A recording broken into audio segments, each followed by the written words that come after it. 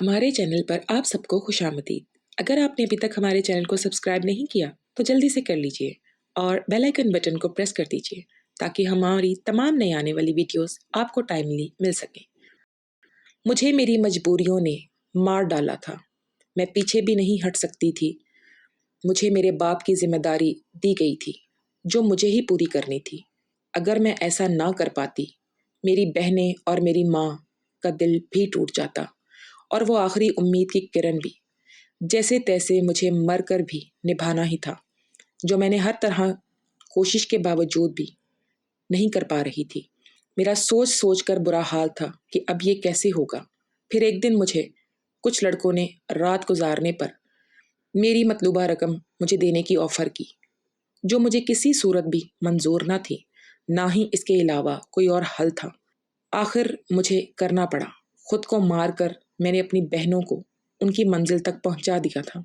मेरे साथ जो भी हुआ उसकी खबर का दर्द मेरे अलावा कोई नहीं जानता था। मैंने खुद को मार दिया था। अपनों के सपने और उम्मीदें टूटने से बचा ली थी। बस इस सब में मैं ही बाकी नहीं बची थी। इस तरह नोचा था उन लड़कों ने कि मैं आज भी दर्द महसूस करती थी और मेरी नींदें तक हराम हो गई थी। लेकिन मर के भी कैसे जिया जाता है, ये मैंने उसके बाद जाना। इस जालिम दुनिया में रहम नहीं है। आप मेरी कहानी सुनकर दर्द महसूस करेंगे। इस छठे लड़के की जब बारी आई तो उसकी मुझे देखकर चीखें निकल गईं। मेरी जिम्मेदारियां और मेरे घर वालों की ख्वाहिशात मुझे इस मुकाम तक ले आई थी जहां मैंने एक ही रात में 5 लड़कों के साथ रात गुजारने की हामी भर ली थी।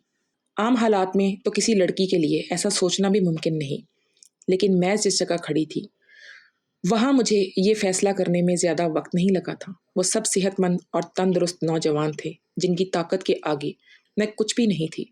बिस्तर तक आने वाले दोनों नौजवानों ने ही लम्हों में मुझे काबू करके अपनी पूरी तरह हवस का निशाना बना लिया। ये पहली दफा था जब मैं किसी मर्द के लम्ह से आशना हुई थी। दूसरे लड़के के निकलते ही तीसरा लड़का भी कमरे के अंदर चला आया। मैंने एक गहरी सांस खारिज की। मैं थोड़ा वक्त चाहती थी, लेकिन वो कहने लगा कि इतना वक्त नहीं है, बाहर उसके और भी दोस्त लाइन में बैठे हैं। उसकी बात सुनकर मेरी आंखों से आंसू बह निकले। वो फौरन ही मेरे पास चला आया और मेरी आंसुओं को नजरअंदाज करता अपनी शिद्दतें मुझ पर बिखेरने लगा। मेरे वजूद में बर्दाश्त की सकत खत्म हो रही थी। मैं बार बार उसे खुद से दूर करने की कोशिश करती, लेकिन वो इतना ही मुझ पर हावी होने लगता। ऐसा लग रहा था जैसे उसे इस खेल में मजा आ रहा हो। मेरी धक्का देने पर भी वो पहले से ज्यादा जोश से मेरे करीब आता। इसलिए अब मैं उसे रोकने की गलती नहीं कर रही थी और खामोशी से खुद पर गुजरने वाली इस कयामत को बर्दाश्त कर रही थी। 1 घंटे तक वो अपनी प्यास बुझाता रहा और जाते जाते उसने अपने दांतों के निशान मेरी गर्दन पर छोड़ दिए और कहने लगा कि अगर इसे दोबारा मौका मिला तो वो मेरे साथ दोबारा वक्त जरूर गुजारेगा। उसके जाने के बाद मैंने एक निगाह अपने वजूद पर डाली तो मैं कांप गई। जिस्म का कोई हिस्सा ऐसा नहीं था जहां निशान मौजूद ना हो। तीसरे नौजवान ने तो हद से ज्यादा मुझे जख्मी कर दिया था। जगह जगह उसके दांतों के निशान पेवस्त थे। मजीद 2 लड़कों ने भी एक एक घंटा मुझे इसी तरह अपनी हवस का निशाना बनाए रखा। इन लोगों ने मुझ पर जरा भी रहम नहीं किया, और आता भी क्यों। उन्होंने एक बड़ी रकम के बदले मेरी एक रात खरीदी थी। वो तो अपना हिस्सा वसूल कर रहे थे। मैं एक रात और ये एक रात मेरी जिंदगी की सियाह तरीन रात बन गई थी। मेरा हाल ऐसा था कि मुझे कुछ होश नहीं आ रहा था। मैं खुद से करवट बदलने के काबिल भी नहीं रही थी। आहिस्ता आहिस्ता तकलीफ से मेरी आंखें बंद होने लगी थी। और जब ये 5 लड़कों ने मुझे बताया कि इनका एक छठा दोस्त भी आ गया है, मुझ में इतनी हिम्मत भी बाकी नहीं बची थी कि मैं इन्हें इनकार कर पाती या मज़ाहमत कर सकती। जैसे ही छठा लड़का कमरे में दाखिल हुआ और मेरे बिस्तर के करीब आया तो मुझे देखकर उसकी चीखें निकल गईं। वजह जानकर आपके भी रोंगटे खड़े हो जाएंगे। मेरा नाम इरम था और मेरी उम्र सिर्फ 18 साल थी। मैंने ग्रेजुएशन कर रखी थी, लेकिन आज के दौर में ग्रेजुएशन कुछ भी नहीं होती। लोग मास्टर्स करके भी डिग्रियां हाथों में लिए सड़कों की धूल समेट रहे होते हैं। इस बात का सही तरीके से अंदाज़ा मुझे इस वक्त हुआ जब मैं नौकरी की तलाश के लिए निकली। हर कंपनी के आगे नौजवानों की एक बड़ी सी लाइन लगी होती जो अपनी बारी के मुंतज़िर होते। ऐसे में मुझ जैसी लड़की की नौकरी कहाँ हो सकती थी, जिसके पास ना ही तजर्बा था ना ही कोई बड़ी डिग्री। मगर नौकरी ढूंढना मेरी अवलीन ज़रूरत बन चुका था, क्योंकि अब्बा के इंतकाल ने हमारी कमर तोड़ दी थी। अब्बा घर में वाहिद बाहर कमाने वाले थे और हम 3 बहन भाई घर में मौजूद थे। میری بڑی بہن نے کوئی تعلیم حاصل نہیں کی تھی، اس لیے کمانے کی ذمہ داری اس کی بجائے میرے کاندھوں پر آ گئی تھی۔ میں گھر سے باہر نکلی تو میرے ہوش ٹھکانے آ گئے۔ میں تو باہر کی دنیا کو بہت آسان سمجھ رہی تھی، لیکن اب مجھے سمجھ آیا تھا کہ ابا کتنے جتن کر کے ہمارے لیے روٹی کماتے تھے۔ میں ہمیشہ ہی ابا سے اس بات پر ناراض رہتی تھی کہ وہ ہماری خواہشات پوری نہیں کرتے۔ میری ناراضگی پر ابا کا چہرہ ہمیشہ اتر جاتا، بڑی محبت سے مجھے پکار کر کہتے ہیں، تو فکر نہ کر، ایک دن تیرے بھاگ بھی جاگ اٹھیں گے۔ لیکن مجھے وہ دن اپنی قسمت میں آتا نظر نہیں آتا تھا۔ اور پھر ایک رات ابا نیند میں ہی اللہ کو پیارے ہو گئے، اور جب ہم پر صبح یہ بات کھلی کہ ابا ہمارے درمیان نہیں رہے، تب ہمیں اس بات کا احساس ہوا کہ ابا ہمارے لیے کس قدر اہم تھے۔ جب تک وہ ہمارے سروں پر موجود تھے، کم سے کم دنیا کی بری نظروں اور روٹی جیسی بنیادی ضروریات سے تو ہم محروم نہیں تھے۔ ابا کے انتقال کے کچھ دن تک تو پاس پڑوس والوں نے اور خاندان والوں نے ہماری مدد کی کہ آہستہ آہستہ سبھی اپنی زندگیوں میں مصروف ہو گئے۔ آج کے دور میں کون کس کا پیٹ پال سکتا ہے؟ مجبوراً مجھے ہی نوکری کی تلاش کے لیے گھر سے نکلنا پڑا، اور مجھے سمجھ آ گیا کہ عورت کے لیے باہر کی دنیا کس قدر مشکل ہے۔ کس کمپنی نے مجھے نوکری دینی تھی؟ کسی نے نہیں دی۔ ہر کمپنی کے باہر ہزار ہزار نوجوان پہلے ہی کھڑے ہوتے۔ میں نے سکولوں کا رخ کیا تو یہ دیکھ کر میری حالت خراب ہو گئی کہ آدھے دن سے بھی زیادہ کام کرنے کے عوض صرف 6,000 روپے مل رہے تھے، جس میں گھر کے بل ہی ادا ہو پاتے۔ اس میں بھی ہر سکول والے مجھ سے میرا تجربہ پوچھتے اور میرا منہ خالی رہ جاتا۔ بہت تلاش کرنے کے باوجود بھی کوئی نوکری نہ ملی تو میری ایک دوست کے بھائی کے توسط سے مجھے ایک فوڈ مال میں ویٹر کی نوکری مل گئی۔ یہ شہر کے ایک علاقے میں بنا ہوا پیر صاحب ہاؤس تھا، جہاں ہر وقت ہی مردوں کا بہت رش رہتا تھا۔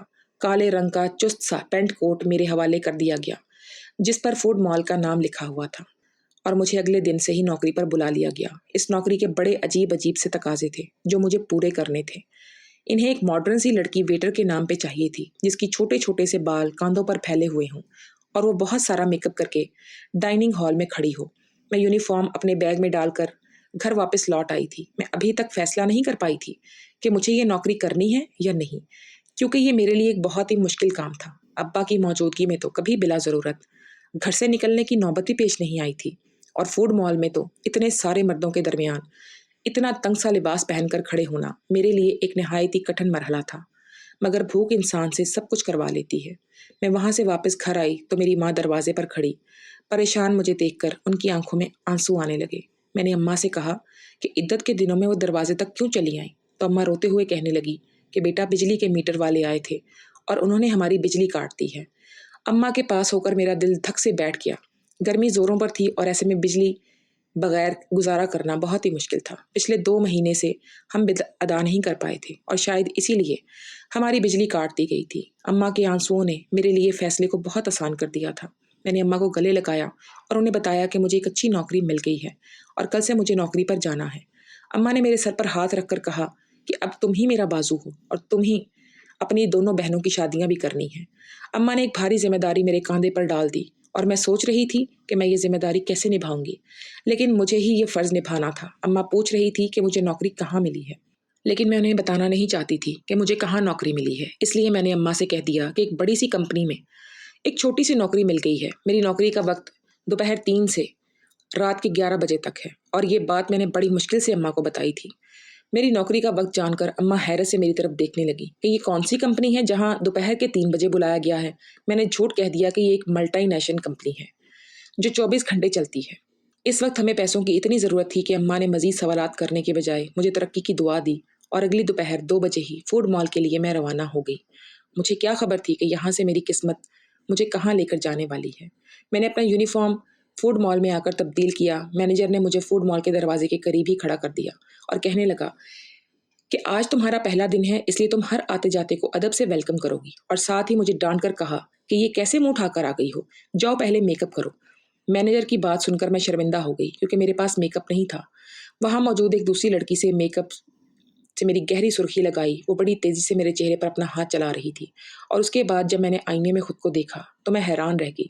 مجھے معلوم تھا کہ میں خوبصورت ہوں اور میرا رنگ بھی صاف ہے، لیکن تھوڑے سے میک اپ کے بعد ہی میں پوری طرح نکھر گئی تھی۔ میں خود کو آئینے میں دیکھ رہی تھی جب وہ لڑکی کہنے لگی کہ یہ لوگ خوبصورتی دیکھ کر ہی تو یہاں رکھتے ہیں، ورنہ کام کرنے کو تو بہت سے لوگ مل جاتے ہیں۔ جان گئی تھی یہ نوکری مجھے میری قابلیت کی وجہ سے نہیں بلکہ خوبصورتی کی وجہ سے ملی تھی۔ नौकरी का ये पहला दिन मेरे लिए बहुत ही भारी था। मैं 3 बजे से दरवाजे पे खड़ी आने जाने वाले मर्दों और औरतों को वेलकम कर रही थी। यहाँ औरतों की तादाद कम ही आती थी, ज़्यादातर मर्द ही आ रहे थे। रात गए तक मेरे पैरों में बहुत ज़्यादा दर्द हो चुका था और अभी मुझे वापस बसों के धक्के खाते हुए घर भी पहुंचना था। 12 बजे के करीब मैं घर पहुंची थी। अम्मा मेरे इंतज़ार में जाग रही थी। मैंने अम्मा के साथ बैठकर खाना खाया और फ़ौरन ही बिस्तर पर लेट गई। मुझे अब्बा की बहुत याद आ रही थी। अब्बा मेरे सबसे ज़्यादा नखरे उठाया करते थे। फिर भी मैं हमेशा ही उनसे किसी न किसी बात पर रूठ जाती थी। पैरों की तकलीफ से तड़पते तड़पते कब मुझे नींद लग गई, मुझे पता ही नहीं चला।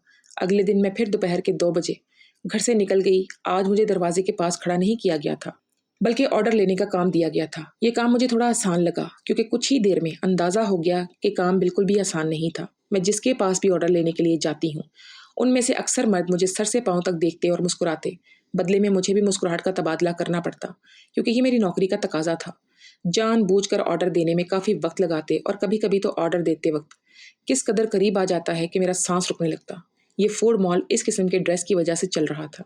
इस बात का मुझे अच्छी तरह अंदाज़ा हो गया था कि यहाँ आने वाले ज़्यादातर मर्द वेटर्स की वजह से ही आते हैं। दिन तेज़ी से गुजर रहे थे और मुझे यहाँ नौकरी करते करते महीना हो गया था। इस एक हफ्ते में काफ़ी कुछ ऐसा हुआ जो मेरे लिए बहुत ही अजीब था। मर्दों की अजीब अजीब निगाहें, ऑर्डर देने के बहाने करीब आना और मायने खेज जुमलों का तबादला।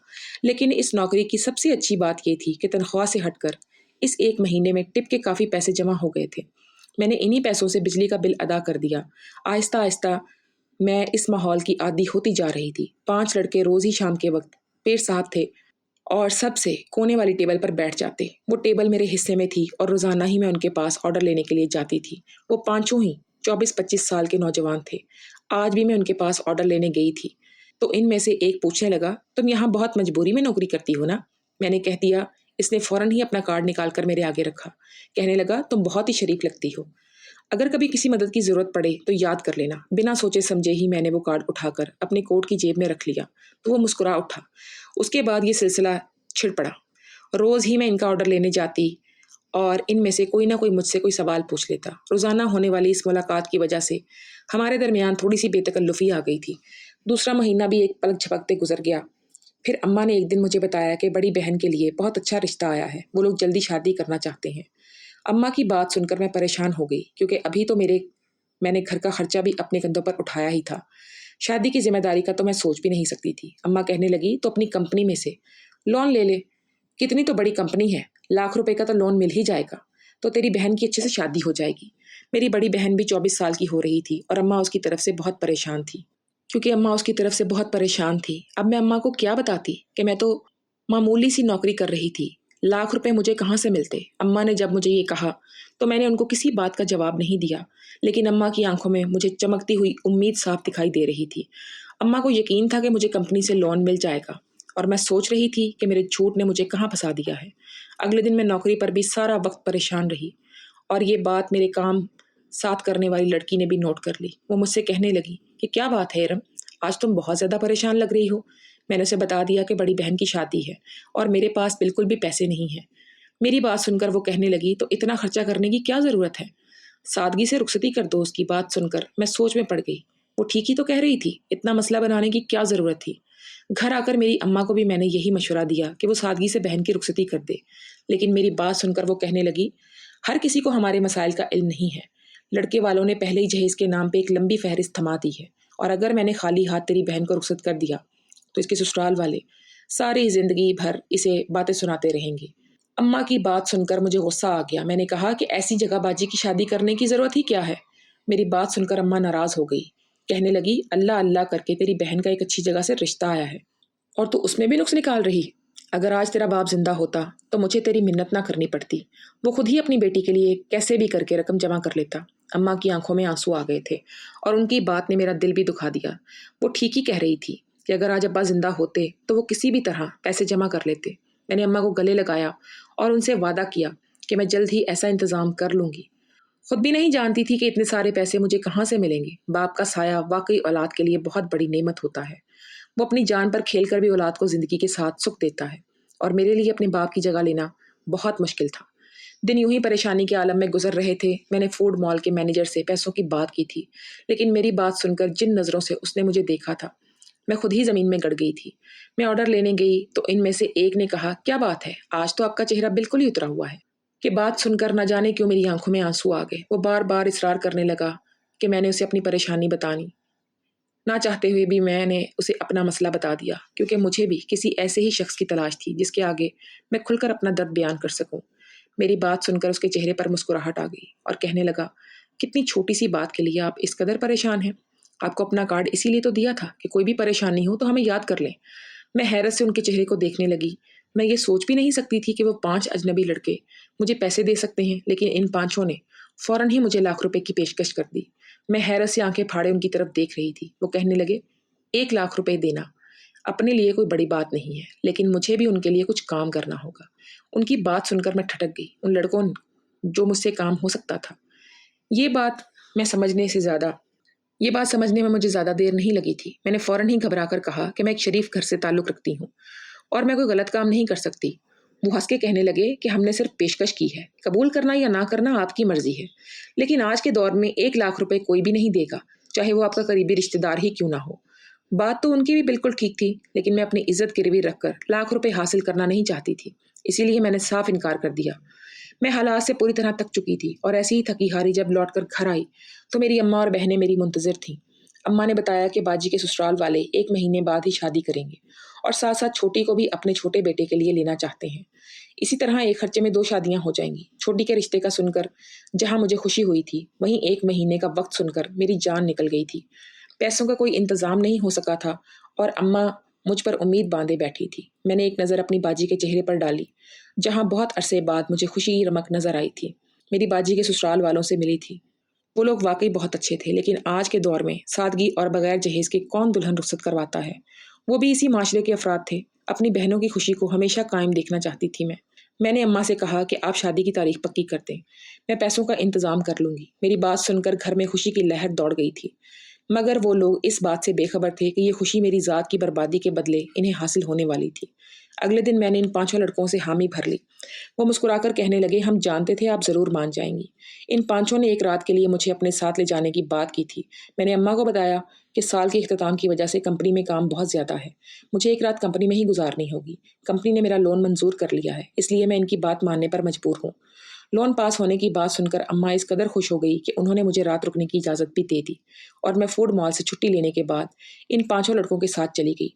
इन 5 ने मुझे अपनी दरिंदगी का निशाना बना डाला और जब छठा लड़का अंदर आया तो मुझे देखकर उसकी चीखें निकल गईं, क्योंकि पूरा बिस्तर खून में भरा हुआ था और मैं अपनी ज़िंदगी की शायद आखिरी सांसें ले रही थी। उसने फ़ौरन ही मुझे अपने बाजुओं में उठाया और गाड़ी में डालकर छोटे से हॉस्पिटल में ले आया, जहाँ शायद उसका कोई जानने वाला ही डॉक्टर था। कई घंटे आईसीयू में रहने के बाद मेरी हालत कुछ बेहतर हुई थी, लेकिन मेरा ज़ख्म वजूद मेरी बर्बादी की गवाही दे रहा था। वो लड़का इन 5 का ही दोस्त था, लेकिन उसके अंदर इंसानियत अभी बाकी थी। उसे मुझ पर रहम आ गया था, वरना शायद मैं इस बिस्तर पर दम तोड़ जाती। मैंने अपनी अम्मा को फ़ोन करके बता दिया था कि मेरी कंपनी से छुट्टी नहीं हुई है। मेरी हालत पर रहम करने वाले ने मुझ पर मेहरबानी कर मुझ पर एहसान किया था, जिसने मुझे ज़िंदगी बख्श दी थी। उसे देखकर मालूम हुआ था कि इस दुनिया में अभी भी कहीं कहीं इंसानियत बाकी थी।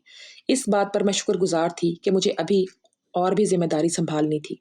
मैं इस शख्स से आंखें भी नहीं मिला पा रही थी। अल्लाह कभी किसी को इतना मजबूर ना करे कि उसे ऐसी क़यामत से गुजरना पड़े। एक और एहसान किया गया था मुझ पर, इस शख्स की तरफ से। इसके प्लाजा में बाइज्जत नौकरी कर सकती हूँ, जैसे ही सेहत संभलने में वहाँ जा सकती हूँ। इस एहसान का बदला भी अल्लाह ही उसे दे सकता था। मैंने अल्लाह का शुक्र अदा किया और ख़ुद को संभालने लगी और घर की तरफ रवाना हो गई। दोस्तों, आपको हमारी कहानी कैसी लगी? अपनी कीमती राय से हमें ज़रूर आगाह कीजिएगा और मज़ीद नई कहानियों के लिए हमारे साथ रहिएगा। आपका बहुत शुक्रिया।